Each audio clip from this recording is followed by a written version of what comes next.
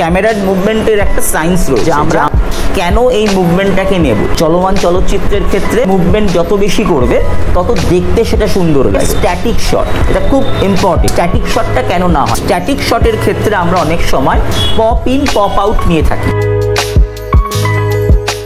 ক্যামেরার মুভমেন্টের ক্লাস করেছি, ক্যামেরার মুভমেন্ট সম্পর্কে আমরা জেনেছি, বাট ক্যামেরার মুভমেন্টের একটা সায়েন্স রয়েছে যে আমরা কেন এই মুভমেন্টটাকে নেব। আমরা এই যে শটটা নিচ্ছি বা আমরা যে ক্যামেরাকে মুভ করছি চলমান চলচ্চিত্রের ক্ষেত্রে আমাদেরকে কি করতে হয়, মুভমেন্ট যত বেশি করবে তত দেখতে সেটা সুন্দর লাগে। তো আমরা আজকে এর সায়েন্সটা, এর আমরা কারণটা আমরা জানবো যে আমরা এই শটটা বা এই মুভমেন্টটা আমরা কেন নেব।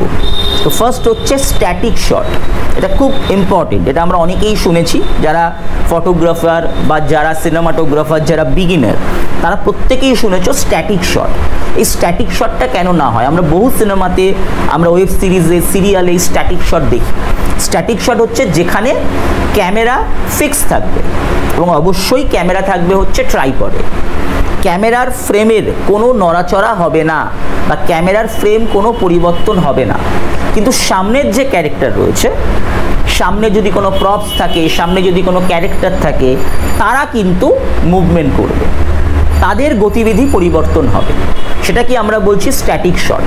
এই স্ট্যাটিক শটের ক্ষেত্রে আমরা অনেক সময় পপ ইন পপ আউট নিয়ে থাকি। পপ ইন পপ আউট কি? ধরো ক্যামেরাটা ফিক্স রয়েছে, সামনে একটি ব্যক্তি আমরা অনেক সময় দেখে থাকি, সে একটা তার প্রিয়জনের সাথে কথা বলছে। হঠাৎ করে সে কিছুক্ষণ পর রিয়েলাইজ করলো যে তার প্রিয়জনটা সামনে নেই বা তার সেই বন্ধু সামনে নেই, সে উধাও হয়ে গেছে। এটা কিন্তু সেম মেজারমেন্টে করতে হয় এই স্ট্যাটিক শটের ক্ষেত্রে। এই ক্যারেক্টারটাকে সেখান থেকে সরিয়ে দেওয়া হয়। প্রথমে এটা ডাবল রেকর্ড হয়, প্রথমে একবার রেকর্ড করা হয়, দুটো ক্যারেক্টার কথা বলছে। এক্ষেত্রে মাথায় রাখতে হবে ফ্রেমের যে রেশিও, সেই রেশিও যেন একদম প্রপার থাকে, না হলে সেটা পোস্ট প্রোডাকশানে মেলানো যাবে না। পোস্ট প্রোডাকশানে গিয়ে দেখবে যে কোথাও মিলছে না, অসুবিধা হচ্ছে। তার কারণ এক্ষেত্রে আমাকে মাথার হেড স্পেস, আমার লো, আমার সাইড, রাইট অ্যান্ড লেফট, আমাকে পুরো মাপটাকে সমান রাখতে হবে। পুরো মাপটাকে সমান রেখে ক্যারেক্টারটাকে রেকর্ড করতে হবে।